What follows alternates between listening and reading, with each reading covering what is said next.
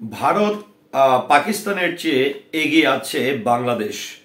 তো এটি শোনার পরে অনেকেই মনে করতে পারেন যে আমি পাগল হয়ে গেছি, যে ভারত পাকিস্তানের চেয়ে কোন দিক থেকে কিভাবে বাংলাদেশ এগিয়ে আছে।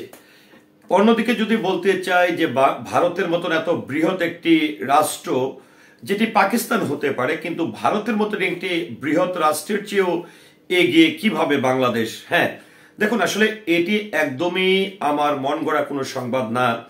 এই তথ্যটি খুবই গুরুত্বপূর্ণ এবং আশা করছি ভারত এবং পাকিস্তানের চেয়ে বাংলাদেশ কিভাবে এগিয়ে আছে এই তথ্যটি জানতে অবশ্যই আপনাকে আমার পুরো ভিডিওটির সঙ্গে থাকতে হবে। আবার এটি শুরু করার আগে একটি কথা বলে নিতে চাই, সেটি হচ্ছে যে ভারতের অনেকেই হয়তো আমার দিকে ক্ষেপে যেতে পারেন যে সাম্প্রতিক বাংলাদেশ ভারতের যে মন্দা সম্পর্ক যাচ্ছে কিংবা টানাপোড়েন যাচ্ছে, এর মধ্যে কি তাহলে আমি কোনো ধরনের ভুয়া তথ্য প্রকাশ করছি। আবার বাংলাদেশেও কিন্তু অনেকে মনে করতে পারেন যে ভারত পাকিস্তানের চেয়ে বাংলাদেশের মতন একটি ছোট্ট রাষ্ট্র কিভাবে এগিয়ে আছে। হ্যাঁ, আসলেই কিন্তু ভারত পাকিস্তানের চেয়ে বাংলাদেশ অনেক এগিয়ে আছে এবং এই তথ্যটি প্রকাশ করেছে যুগান্তর নামের একটি পত্রিকা, যেখানে তারা এই সংবাদটি প্রকাশ করেছে 14ই ডিসেম্বর 2024-এ। তো এই সংবাদটি অনেক একটা দিন আগে হলেও অনেক গুরুত্বপূর্ণ, কারণ নিশ্চয়ই যে জরিপটি প্রকাশ করা হয়েছে সেই জরিপটি একদিন কিংবা 2 দিনের জন্য না। তো সেক্ষেত্রে যুগান্তর পত্রিকাতে বাংলাদেশকে আসলে ভারত পাকিস্তানের চেয়ে এগিয়ে রাখা হয়েছে কিভাবে, চলুন বিস্তারিত তথ্যটা আমরা একটু জেনে নিই। করোনা মহামারী ও বৈশ্বিক মন্দার প্রভাবে বৈশ্বিক অর্থনৈতিক অবস্থা স্থবির হলেও বাংলাদেশের অর্থনৈতিক প্রবৃদ্ধির হার একেবারেই নেতিবাচক ধারায় যায়নি। প্রবৃদ্ধি হয়েছে, তবে তা ছিল ধীরগতির। আলোচ্য সময়ের আগের তুলনায় উল্লেখযোগ্য হারে প্রবৃদ্ধি হ্রাস পেয়েছে। সাম্প্রতিক সময়েও প্রবৃদ্ধির দ্বারা ধীরগতি হয়েছে। এদিকে জাতীয় মাথাপিছু আয়ের দিক থেকে গত 2 যুগের ব্যবধানে দক্ষিণ এশিয়ার দেশগুলোর মধ্যে বাংলাদেশের মাথাপিছু আয় সবচেয়ে বেশি বেড়েছে। মাথাপিছু আয়ের দিক থেকে বাংলাদেশ এগিয়ে রয়েছে ভারত, পাকিস্তান, নেপাল, ভুটান, মায়ানমার থেকে। শুক্রবার 13ই ডিসেম্বর রাতে প্রকাশিত বিশ্ব ব্যাংকের এক প্রতিবেদন থেকে এই তথ্যগুলো পাওয়া গেছে। বিশ্ব ব্যাংকের প্রতিবেদনে বলা হয়, করোনা মহামারী ও বৈশ্বিক মন্দার বিশ্ব অর্থনৈতিক কর্মকাণ্ডকে স্থবির করে দিয়েছে। অনেক স্বল্প আয়ের দেশ ঋণ সংকটে পড়ে ঝুঁকিপূর্ণ হয়ে পড়েছে। যে ধারা এখনো অব্যাহত আছে, এর প্রভাবে বাংলাদেশের অর্থনৈতিক প্রবৃদ্ধির হার একেবারেই নেতিবাচক ধারায় যায়নি, তবে তা উল্লেখযোগ্য হারে কমে এসেছে। 2019-20 অর্থ বছরে প্রবৃদ্ধির 4.5% নেমে আসে। 2020-21 অর্থ বছরে তা আরো কমে 3.4% নেমে যায়। পরবর্তী 2 বছরে বাংলাদেশের প্রবৃদ্ধির ক্ষেত্রে গতি অর্জন করে।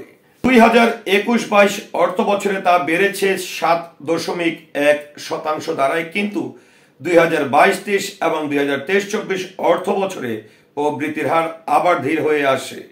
চলতি বছরের প্রবৃদ্ধির হার 4% নেমে আসতে পারে বলে পূর্বাভাস দিয়েছে বিশ্ব ব্যাংক।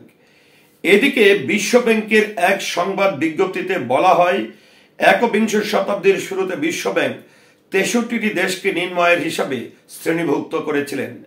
এরপর থেকে ভারত, ইন্দোনেশিয়া এবং বাংলাদেশ সহ 39টি দেশ মধ্যম আয়ের দেশের তালিকায় উঠে আসে, যার অর্থ 2023 সাল নাগাদ তাদের বার্ষিক মাথাপিছু আয় $1,145 ওপরে ছিল। বাকি দেশগুলোর প্রবৃদ্ধির হার প্রত্যাশিত হয়নি।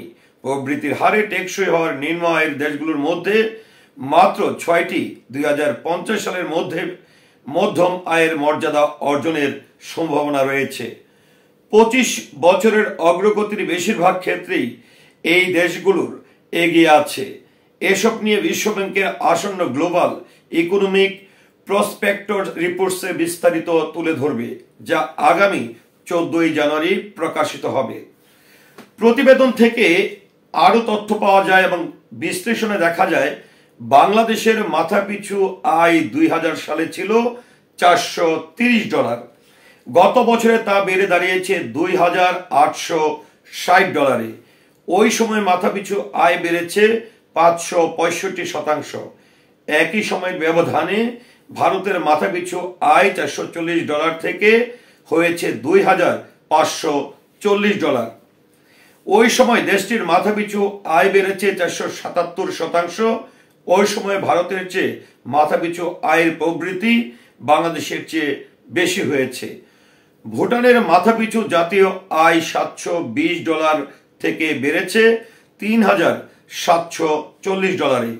ওই সময় দেশটির মাথাপিছু আয় বেড়েছে 419%। মায়ানমারের মাথাপিছু আয় 2000 সাল ছিল $190। গত বছরে তা বেড়ে দাঁড়িয়েছে $1210। ওই সময় দেশটির মাথাপিছু আয় বেড়েছে 537%। আলোচ্য সময়ের ব্যবধানে নেপালের মাথাপিছু জাতীয় আয় $220 থেকে বেড়ে $1370 হয়েছে। ওই সময় দেশটির আয় বেড়েছে 523%। পাকিস্তানের মাথাপিছু জাতীয় আয় $470 থেকে বেড়ে $1500 বেড়েছে। দেশটির আয় বেড়েছে 219%। আফগানিস্তানের মাথাপিছু জাতীয় আয় গত বছর বেড়ে দাঁড়িয়েছে $360। অর্থাৎ প্রবৃদ্ধির হার বিবেচনা করতে গেলেই আসলে বাংলাদেশ ভারত এবং পাকিস্তানের চেয়ে অনেকটা এগিয়ে আছে। এখন যে বিষয়টি হচ্ছে যে আসলে এখানে আপনাদের সামনে আমি যে রাষ্ট্রের কথাগুলো তুলে ধরেছি, এখানে কিন্তু দৈনিক যুগান্তর পত্রিকা যে সংবাদটি প্রকাশ করেছে এটি কিন্তু বিশ্ব ব্যাংক আসলে যে তথ্যগুলো আসলে প্রকাশ করেছে। বিশ্ব ব্যাংক প্রতি বছরই কিন্তু বিশ্বের বিভিন্ন রাষ্ট্রের যে মাথাপিছু আয় কত শতাংশ কমে যায়, কত শতাংশ বৃদ্ধি পায়, প্রবৃদ্ধির হার কত শতাংশ বৃদ্ধি পায়, কত শতাংশ কমে যায়, এই সকল তথ্যগুলি কিন্তু তারা প্রকাশ করে থাকে। তো সেই প্রেক্ষাপটে আসলে ভারত পাকিস্তানের চেয়ে আসলে মাথাপিছু আয় বা প্রবৃদ্ধির হার বাংলাদেশের অনেক বেশি। সেই প্রেক্ষাপটে কিন্তু আসলে এবং সেই কারণে কিন্তু বলা হয়েছে যে ভারত এবং পাকিস্তানের চেয়ে বাংলাদেশ এগিয়ে আছে।